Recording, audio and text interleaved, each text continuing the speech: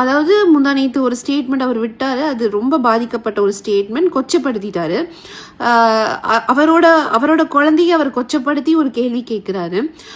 அந்த சின்ன உயிர் என்ன பண்ணுச்சு? நீ பண்ண தப்புக்கு நீ ஒன்ன கேள்வி கேள, நீ அந்த குழந்தைய எப்படி கேள்வி கேட்குற? எனக்கு புரியல. கொஞ்சமாவது கில்ட் ஃபீல் இருந்ததுன்னா யாருமே அந்த மாதிரி பண்ண மாட்டாங்க. ஸோ எனக்கு நிஜமாவே என்ன சொல்லன்னு தெரியல. பிகாஸ் டெலிவரி ஆகி 1 வீக் தான் ஆகுது. ஸ்டேட்மெண்ட் மேலே ஸ்டேட்மெண்ட் விடுறீங்க, எனக்கு புரியல. ஒரு தப்பு பண்ணிட்டாங்க, அந்த தப்பை வந்து ஹைட் பண்ணணும்னு நினைக்கிறது பெரிய தப்பு. அது இப்போ எல்லாருக்குமே தெரிய வந்துருச்சு. இப்போ மாதம்பட்டி ரங்கராஜ் ஹேஸ் 2 ஒய்ஃப், 2 கல்யாணம் பண்ணியிருக்காரு, குழந்தை இருக்குது, அந்த சைடும் இருக்குது, இந்த சைடும் இருக்குது. இது எரேஸ் பண்ணால் எரேஸ் ஆகாதுல்ல.